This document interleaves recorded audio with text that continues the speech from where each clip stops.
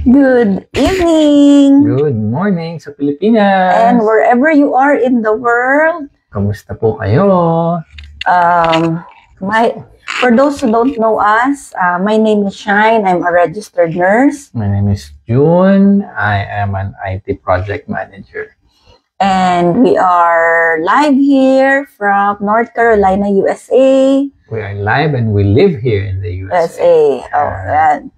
So,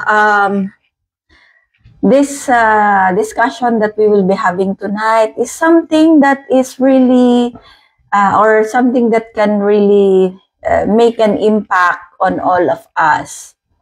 Impact. Impact talaga. Kumbaga, it is, how are we, believing in ourselves, that we can bring about the change that we want in our life. Okay. So, matanong ko po kayo, have you ever faced a moment where you wanted to change your life but you weren't sure if you could do it? So, if you are someone na yun nga, yung nagdududa sa inyong kakayahan, sa inyong kapasidad, I think this discussion is for you. So, why self-belief matters? Siyempre naman, kailangan mong maniwala muna. Believe in what you say, believe in what you do, believe in what you dream, and believe that you can achieve them. Kasi actually, self-belief can influence our mindset kasi it determines how you are seeing the challenges, diba? Kasi when you believe in yourself, syempre you see obstacles as opportunities for growth and not reason to give up. Diba? Kumbaga, when you see challenges,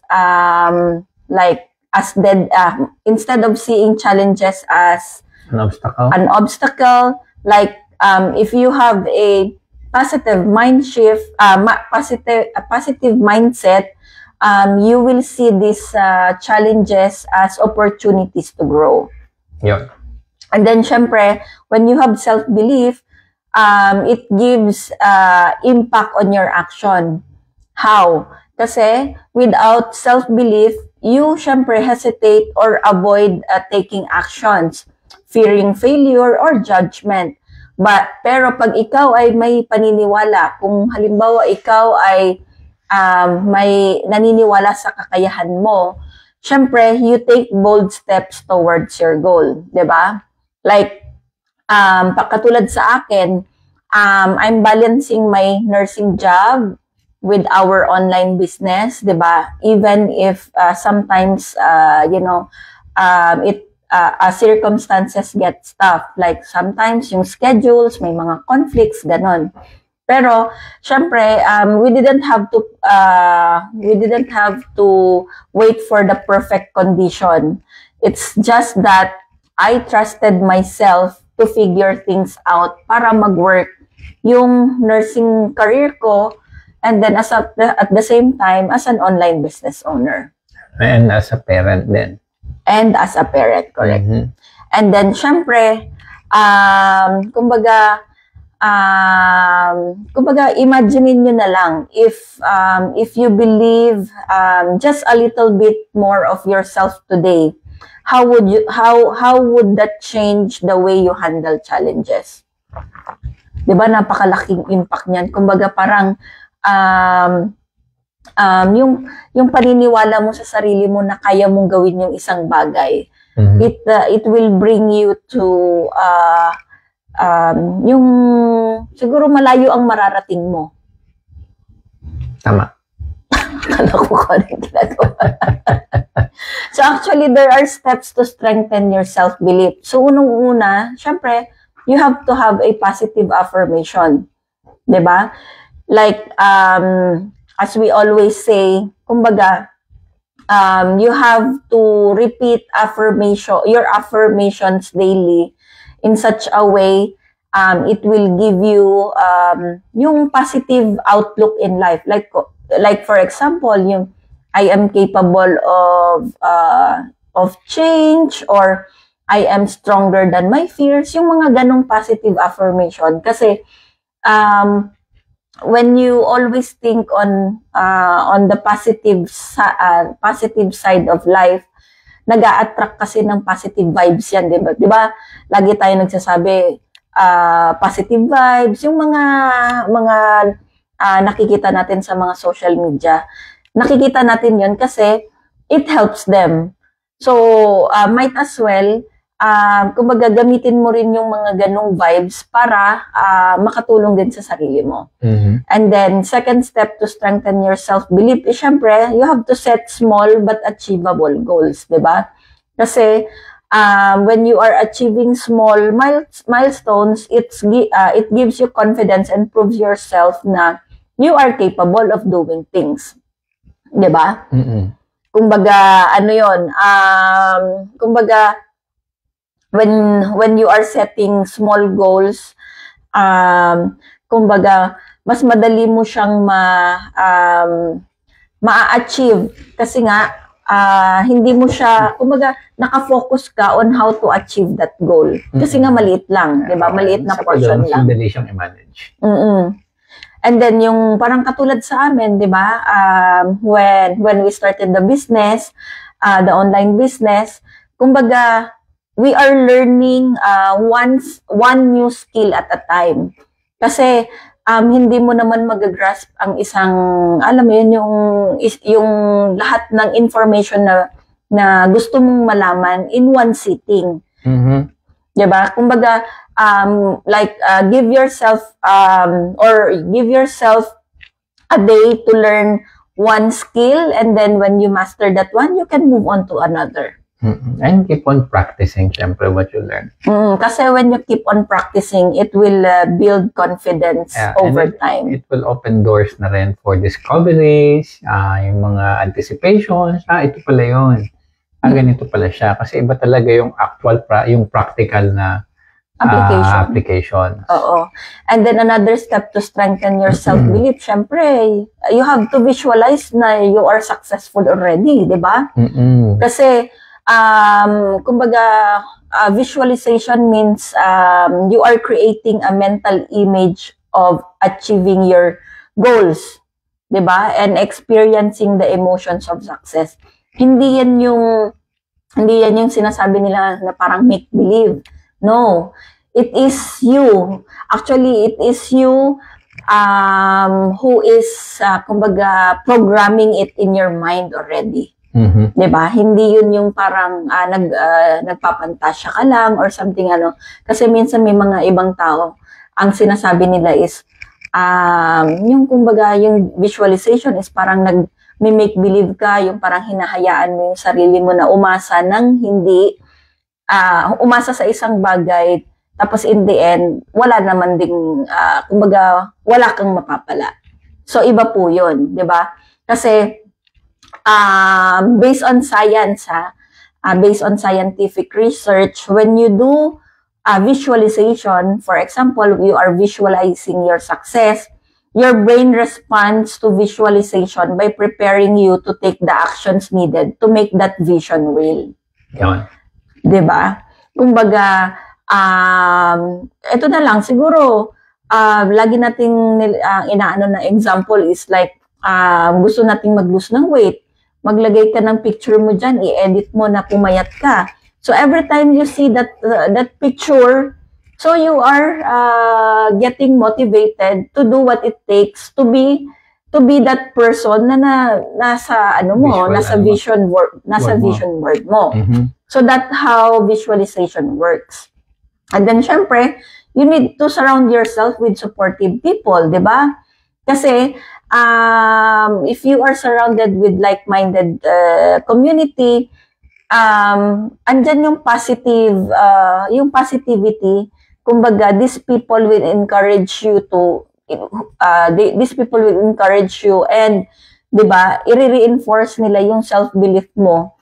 Like, while yung mga negative people naman, they will undermine you. 'Di ba? So, also, another step ang tawag dito, to strengthen your self-belief is, syempre, you have to reflect on your past successes. 'Di ba? Always remind yourself of times you faced challenges and succeeded, 'di ba? Kasi this will help you see that you are capable of overcoming obstacles. So, kumbaga, parang yung sa amin dito, kumbaga, we are from Abu Dhabi, 'di ba? So, yung pag-move namin from Abu Dhabi to here, maybe we can also consider that as a success kasi we have been dreaming, we have been dreaming to live in America, in the USA, 'di ba? American dream. American dream it is, 'di ba? So, you need Pero, yan, syempre, sa kabila nun, nandoon pa rin yung mga hesitances, yung mga skepticism, kasi nga, kukumpare mo rin, syempre, lalo na kung gaya sa amin, medyo matagal-tagal na ding nasa Abu Dhabi, and then all of a sudden, magbabago ka ng sitwasyon, magre-relocate ka sa isang lugar, you have to start all over again. Nandoon yung parang takot, nandoon yung pag-aalala, pero on the other hand, syempre, you're looking forward to a better life, not only just for us, and syempre para sa mga bata and for the entire family na din. Syempre, katulad ng sinasabi niya, may mga fear, may mga obstacles, but once you overcome those challenges, you can, you can do it again. Like, mabibigyan ka ng opportunity to reflect on the things na kaya mong gawin. Kasi kung halimbawa yung pag-migrate nga namin is like, it's really a big change, 'di ba? A big step for us to move. But then we were able to do it. So might as well, kumbaga parang there are other things pa, major things na kaya din namin gawin. So, you have to reflect on your past successes also. Tama. And then, syempre, we have to overcome our doubt and fear. You have to address common doubts. So, ano yung mga common doubts na yan? So, like for us, as an online business owner, before we started, syempre, andun yung doubt namin na what if we fail, di ba? Kumbaga, when we started the business,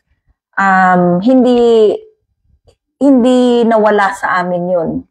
Kasi halos lahat naman tayo when we venture into something that we are not familiar, takot tayo, di ba?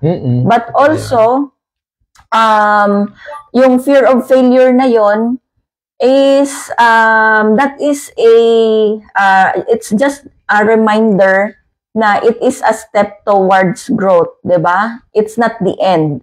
And then kumbaga naniwala lang kami actually ako naniwala lang ako sa sarili ko na kaya kong gawin. Na kumbaga if ever mag-fail man, pwede namang bumangon ulit. And then syempre you have to manage your negative thoughts. So meron yung mga instances na lalo na nung nag-uumpisa pa kami, when we are, yung talagang nandun pa sa baguhang stage ng pagiging online business owner, andun yung thought ko na parang hindi ko yata kayang gawin to. So, when I reframe the negative thought, I always say na, I can learn to do this. Diba? Kasi with all the resources and tools that has been provided for us, there's no way for me not to learn. Diba? Kumbaga nasa akin yun kung matututo ako or hindi. And then para sa mga taong determined na matuto, definitely, there are always ways to learn it. And then, syempre, when you are combating the doubts and the negative thoughts, you just have to practice gratitude. Diba? Just reflect on the blessings in your life that helps you manage your fear. Diba? Kasi yung gratitude it shifts your focus from what's lacking to what's possible. Tama. And then, syempre, still take action despite the fear. Diba? In order for you to overcome the doubt and the fear, take action. Diba? Kasi, ang fear naman, it's normal, diba? But, you just have to remind yourself that courage means taking action even when you're afraid. Diba? Kumbaga, parang katulad nito, itong Facebook Live. I always really share this one. Kumbaga, I personally have fear of yung nakikipag-usap, yung ganito. Expose, yung exposure. Kasi syempre, ayoko yung ma-judge ka. Andyan lahat ng fear. But then, here we are. 'Di ba? Kung hindi ako nag-take action when I didn't kumbaga accepted the challenge to take this Go Live challenge dito sa business namin, siguro hindi kami makakarating ng day 82 or 83 na kami ngayon. Wow. And diba? Just a week after, ayun na, halos kompleto na natin. Oo. So, no matter how small the action is, it's still an action. And the great thing there is, it builds confidence. Diba? And then, syempre, meron ding meron ding impact yung pag naniniwala ka sa sarili mo. Kasi it creates momentum unang-una.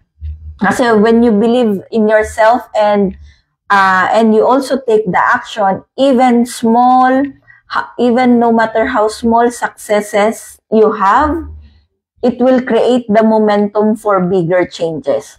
'Di ba? Kumbaga parang yung katulad sa amin na dito sa online business namin, kumbaga na-enjoy namin yung flexibility nung pag-work. Actually, it is just a side hustle, but we are enjoying the flexibility to work on our own terms. Diba? And then also, don't limit yourself for opportunities. Diba? You have to create the opportunity. Don't wait for it to come. Don't have the self. You have to have the self-belief. Open doors. Yun yung meeting inspiring people, learning new skills, and syempre building a community of like-minded people. Diba? Kasi yung self-belief natin, yung paniniwala natin, it attracts new opportunities because you're more likely to put yourself out there. And syempre, say yes to challenges. And ano na yan kumbaga, ando doon na yung skills. It's just a matter of, how you will play those skills. Kaya, kung mapapansin nyo, kahit naman sa mga sports, professional sports, o mga professional players, kailangan pa rin nila ng coach, di ba? Hindi nawawala yung magko-coach sa game. Kasi, yung coach talaga ang magdadirect sa'yo kung ano yung mga dapat gawin, kung ano yung mga steps na to follow, and they are more, kumbaga, in a better position to view things along the journey. Kasi nga, pinagdaanan nila yun. Sila na yung mga, kumbaga, subject matter experts natin. And lastly, yung ripple effect. So, syempre, when you change, you inspire others. Diba nga, kumbaga, diba nga kung napapansin natin kung napapansin natin yung trend ng social media, like, kaya nga diba may mga tinatawag tayong mga influencers, lalo na yung mga positive influencers, when they bring change, when they bring something na, alam mo yun, nakakapagbigay ng impact sa mga tao, diba nai-inspire tayo? So, that is the same way with you. Ay, kumbaga, kung naniwala ka sa sarili mo na kaya mo ring may mabago sa buhay mo. 'Di ba? These people that we are talking is yung pamilya mo, yung friends mo, or yung colleagues mo, o yung community, 'di ba? Kasi when they see something in you na na-inspire sila, susunod yan sila sa inyo eh. 'Di ba? They will follow you, they will look up to you. Tama. So might as well use that use that opportunity para makatulong ko din sa ibang tao. 'Di ba? So with that being said, ayan na tayo sa conclusion. What one thing you can do today to show that you believe in yourself? Yeah. So please comment down your answer, and then para mapagnilay-nilayan natin yung sagot ninyo. Nilay-nilayan. Oo, mapagnilay-nilayan natin. 'Di ba kasi maganda yung may nare-receive din tayong feedbacks from them, as well as yung apart from yung nakakapagbigay tayo ng insight sa kanila. 'Di ba? So just always remember na everything that you want to start, it all starts with one belief. 'Di ba? One belief that you are worthy and capable of achieving it. And take action. Oo. And take that first step. At saka, syempre, you have to also remember that believing in yourself is the spark that lights the fire of change. Keep that spark alive, and you'll transform your life in ways you never imagine. Na-imagine ko na yan ngayon. Diba? Kasi nga, sabi ni Jim Rohn, sino yan? Your life does not get better by chance. It gets better by change. So, katulad nga nung na-mention ko kanina na-mention ko sa Facebook post ko earlier, na if you want someone to make a change in your life, just take a look into the mirror. Naalala ko tuloy yung kanta ni Michael Jackson. Ano yun? I wanna make a change for once in my life. Oh, di ba? Kasi look at yourself in the mirror. There's only one, oo nga naman, kasi minsan nag-iisip tayo na parang gusto natin ng pagbabago. Sino ang magbabago? Tumingin ka lang sa salamin, alam mo na ang sagot. Diba? Sabi nga niya, if you want to make the world a better place, take a look at yourself and make that change. Oo, diba? Ganda yan. Ganda yan. So, just to close this, your dreams are valid and your future is worth it. Amen. So, no one else can create the life you want for you. It starts with you. Tama. So, maraming salamat po for staying with us, for journeying with us. Konting kembot na lang, 1 linggo na lang. At matatapos na yung ating challenge. But maraming salamat po kasi binigyan niyo po kami ng pagkakataon to share a part of our lives with you. We were able to share yung mga magagandang opportunities, mga magagandang nangyayari sa buhay namin. And we just hope na hindi dito matatapos ang pagsasama natin. Amen. Oo. So, we are still open for inquiries sa mga siguro curious on what this online business that we are talking about. So, feel free to send us a direct message or click the link in the description para at least, magkaroon kayo ng idea what this online business is all about. So, once again, it's Shine and June. Maraming salamat po and God bless po sa ating lahat and may God help us and guide us with all our decisions in life. Magandang gabi po. Salamat po. Salamat.